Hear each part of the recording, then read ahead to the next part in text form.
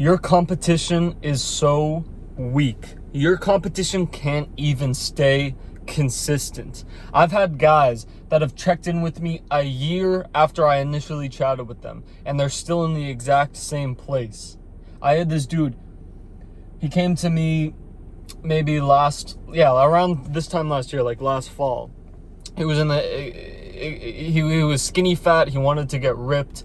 There was a bunch of different reasons. He wanted to be a better dad. He wanted to be stronger, feel more confident, feel happier, have more energy, like all these things, live longer, like all these things. And a big component of that is he wanted to do it for his kids. And so I told him what I do for my clients, and he told me like it would be a great opportunity to work with me, and like he felt like it would really help him.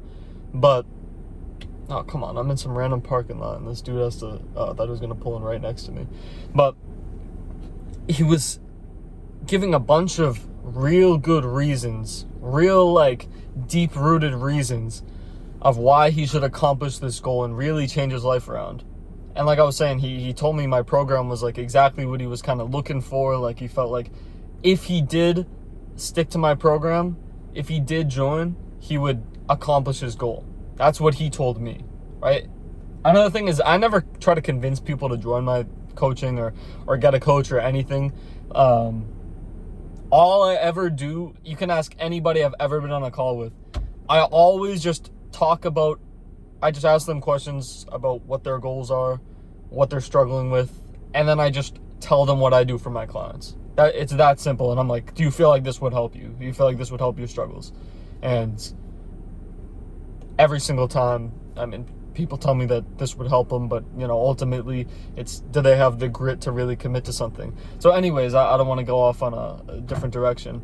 So he was telling me he felt like exactly what I had to offer would perfectly fit him and help him accomplish his goal. For whatever reason, he decided not to join. A year later, he comes back around. He just sends me a DM that he's dealing with the same problems.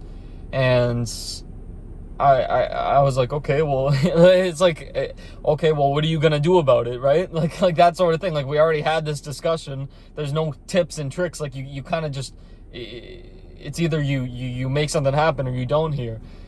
And we booked a call to sit down and really re-game plan. And since we already had the initial call, there was really no point of going through the whole thing. It was really like, this is what I currently do for my clients. Obviously, my program changed.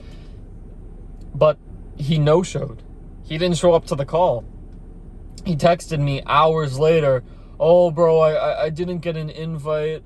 What did he say? He said something gave some weak excuse for it. And, that's fine. But, really think about it. That's your competition. That's your competition where someone is complacent enough to wait an entire year to finally maybe start something. But even just DMing me and booking a call was a big enough deal for him to feel, to satisfy his his need for accomplishment, right? Even just texting me, booking a call made him feel good enough that when it came down to actually having the call and making actual things happen, making actual progress, he no-showed. And obviously, naturally, that's going to make me a little pissed off, but that's not why, because this was days ago. I'm fine. But I just wanted to express to you guys, that's your competition. Your competition can't even stay consistent. Your competition is complacent and satisfied with letting weeks, months, years go by without making any progress.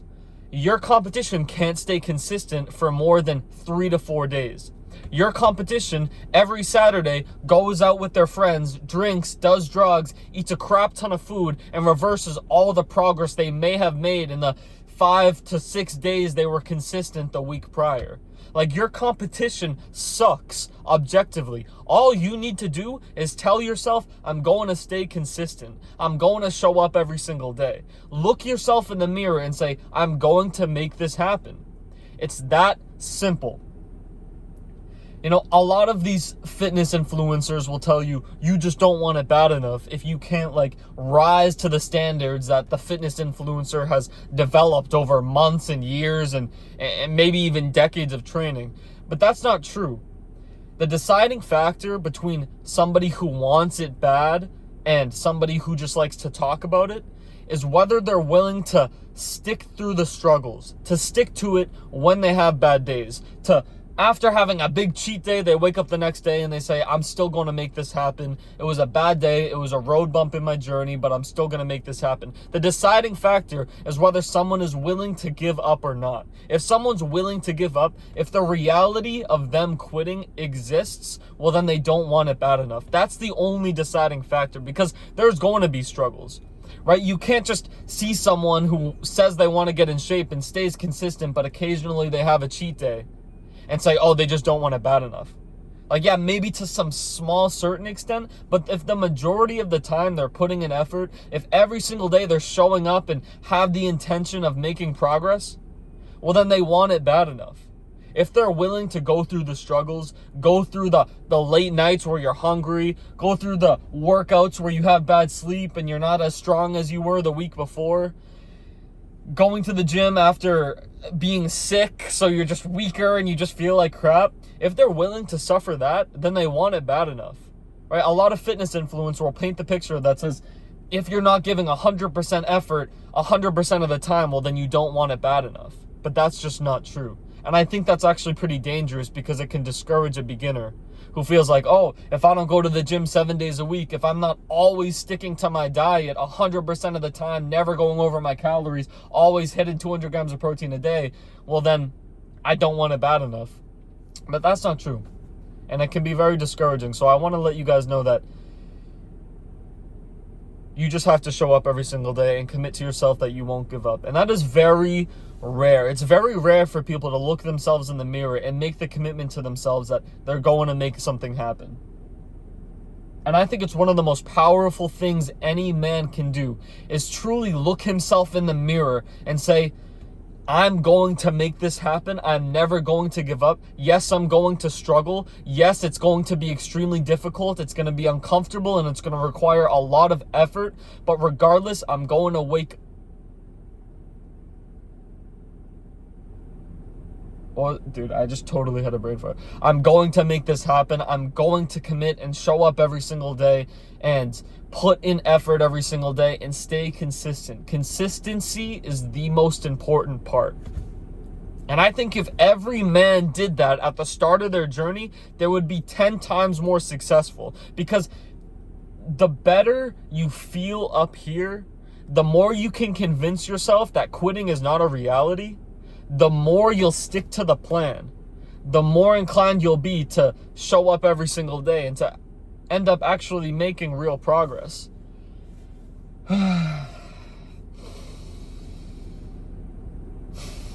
So I just got done with my workout. I hit shoulders and I walked on the treadmill for 40 minutes. And for some reason, every single time after my workout, I always feel like out of breath.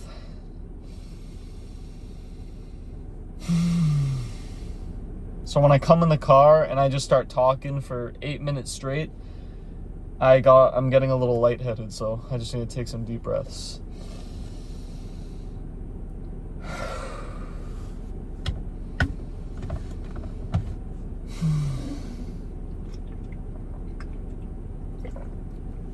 You can skip through this and get to the part where I start talking again.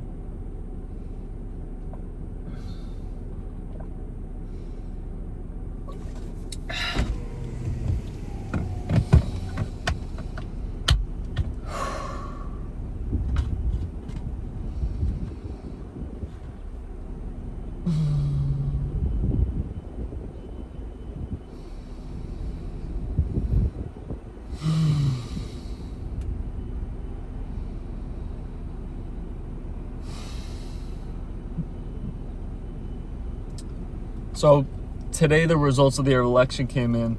Trump won. And honestly, I don't really care too much. I am so convinced that the success of me and my future is completely and solely my responsibility. I am so confident that my actions today will dictate my reality tomorrow. And regardless if Kamala was president or Trump being president, I really don't care. I really don't care. Like,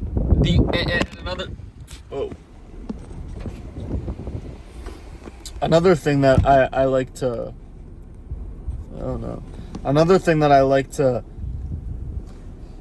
live by is to not give my opinion on things that I don't really know too much about. I feel like I'm the type of person where if I'm going to become good at something, I need to like give it my all. So I'm not going to give you guys my political opinions or like what I think my political opinions are if everything I say is basically just based off what I see on social media. But what I see on social media is solely determined by the posts I like. So all I'm seeing is propaganda and extremely biased information. And I'm looking at it from like a completely objective perspective. The only thing I care about to a certain extent is abortion. I think abortion is wrong, and I think it's pretty immoral that it's so normalized in our society. But that's really the only thing that I care about when it comes to politics. But you know, that's besides the point. I think a lot of people are way too attached to the election, when in reality, your actions today will dictate your reality tomorrow, and that'll always be true no matter who's in office. No matter if it was Trump, Kamala, no matter when it was Biden or Trump before or Obama. Your success and your family's success is always solely your responsibility.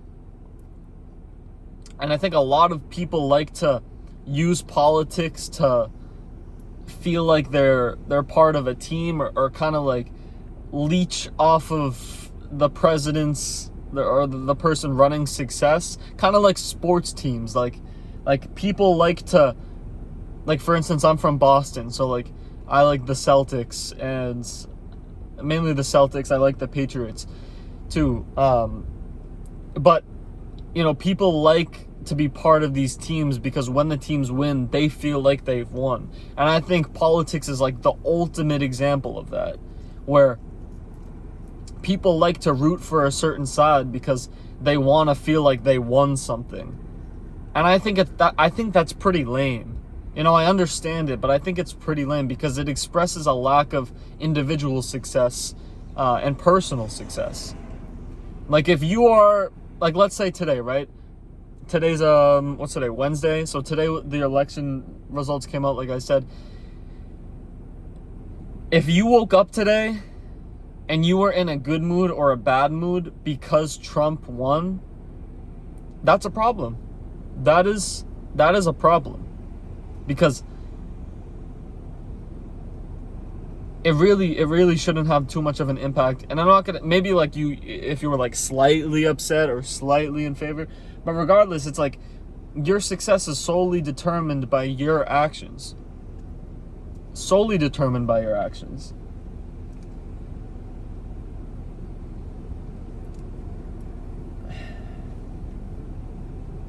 But I don't really want to talk too much about the politics because, like I said, I don't really know too much about it, and I don't like to give my opinion on things that I don't really know too much about.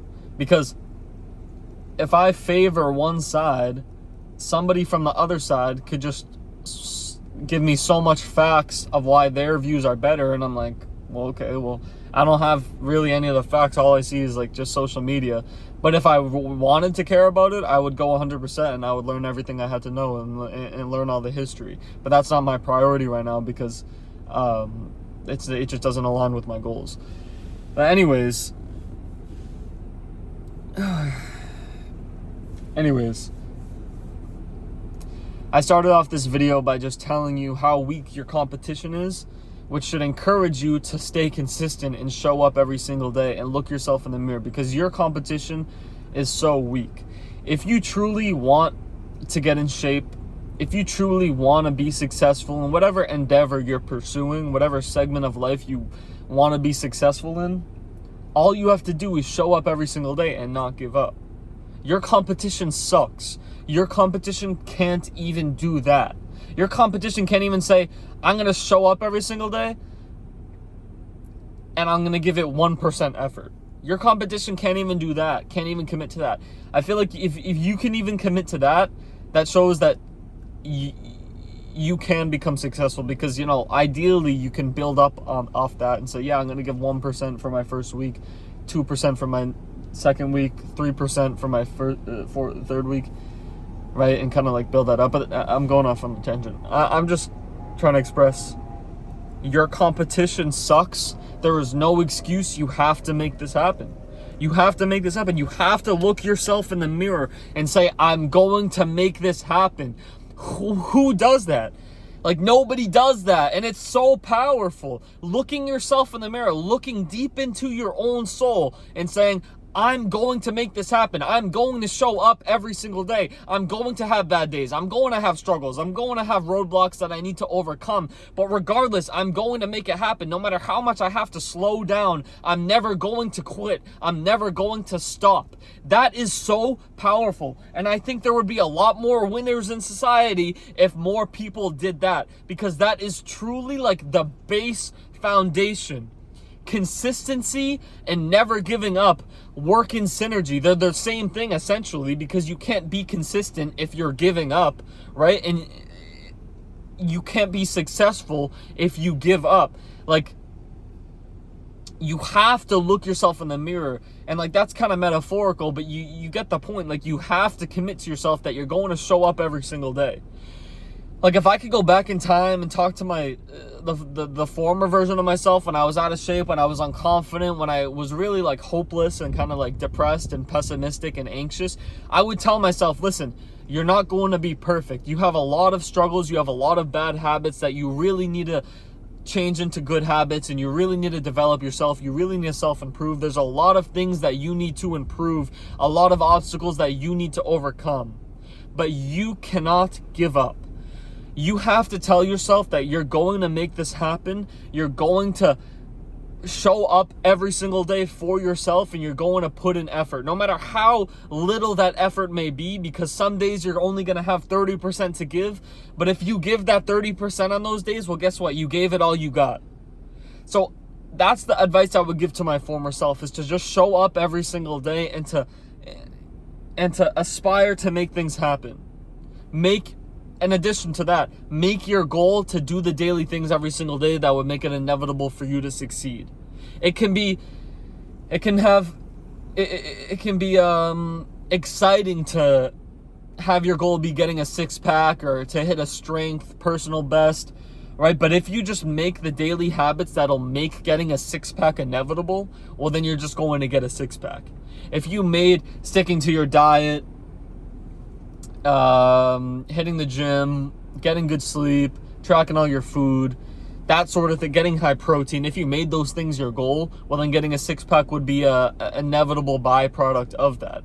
And the good thing about that is, if you do that and you make your goal to hit those daily habits every single day, well, then every day you're accomplishing your goal. So it's extremely encouraging and it's extremely motivating. So those are like the main things I would tell my former self. But the base foundation of it is never giving up and being okay with not being your best self every single day, as long as you can commit to doing what's required of you every single day and giving it all you got, even if all you got is 15% of your best self. Because some days you're going to get bad sleep. Some days you're going to slack on your diet. Some days you're going to be extremely busy. Some days you're going to feel depressed.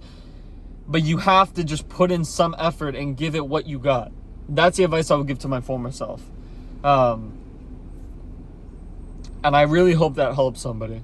I really hope that helps somebody, because you hear a lot of people say, you don't want it bad enough if you're not giving it 100% of the time. Well, that's not realistic, because nobody's posting their failures, right? I don't post my failures, really. I mean, I'm pretty vulnerable and pretty authentic when it comes to this YouTube thing, but I'm not going on Instagram and showing my worst pictures of myself, pictures where I look bloated and flabby. Like, I mean, I wouldn't say I'm really flabby now. I'm getting pretty lean, but you know, when I was like peak bulk, I wasn't really posting that. Like, nobody's posting their failures. I'm not posting, yeah, I was up late last night. I was scrolling on my phone for 2 hours. I got sucked into doom scrolling. Nobody's posting their failures, right? You're doing fine. Everybody's human. Everybody's messing up. The base layer is you just have to show up for yourself every single day. Like nobody's posting their failures. Nobody's posting their worst pictures. I'm certainly not. I'm definitely most of the time posting the pictures where I look best. I mean, who doesn't, right? But don't let social media discourage you. It's definitely good to compare yourself to successful people, but not if you lack the emotional control to not hate yourself because of it, right? Like a lot of people say comparison is the thief of joy, but that's not really true. Comparison is extremely powerful. And another thing people say, I'm gonna correlate these, but two things people say: comparison is the thief of joy, and people say you're the product of the 5 people you spend the most time with, or the 5 or your 5 friends, that sort of thing. I don't think that's true. I don't think either of those are true. I think they can be true, but I think a better way to say that is you're a product of the 5 people you compare yourself to the most, and you're the product. And so let me re-say that.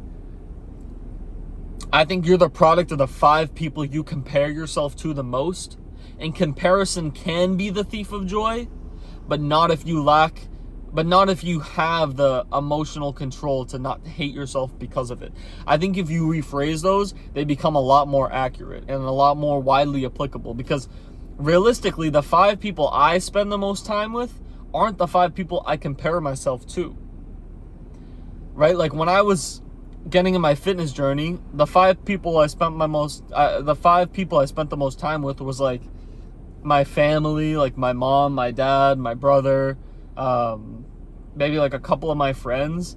But it's not like they were like in great shape. So like I'm not comparing myself, or else I'm gonna lose 5 pounds and feel like I'm like the best, right? So it's a lot more accurate to compare. It's a lot more beneficial to compare yourself to people who are more successful than you in whatever endeavor, whether you're in your fitness journey or whether you're on your business journey.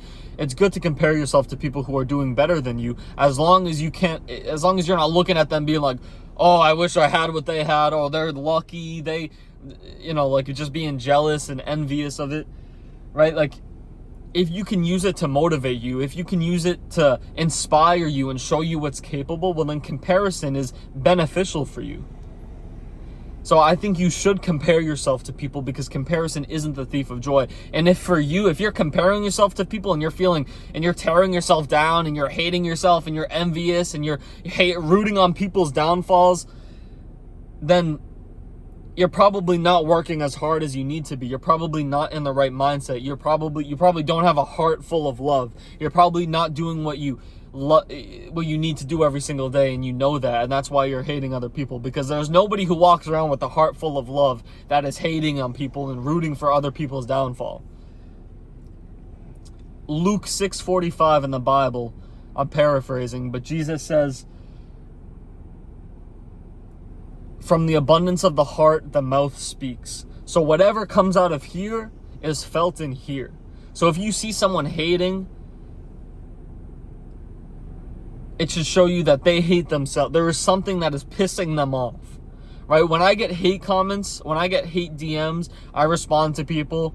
It's all love, bro. Wish you the best, because I take pity on them. I feel bad for them, because there's something about them that is causing them to suffer to a certain extent, that's leading them to send somebody that they don't even know a hateful message. All right, so always have that in your mind, and that's honestly one of like the best pieces of advice and best things I've ever learned. So yeah, overall, I hope this video was valuable. I love you guys, and I appreciate you guys watching my videos, the few of you that do, and I look forward to keep making more of these and keep providing value. Obviously, follow my Instagram. You'll see me doing my push-ups 4:25 a.m. every single morning, waking up early, doing what needs to be done, hitting my workout, doing my cardio, just killing it, just making things happen. But yeah, I'll catch you guys later. Love you.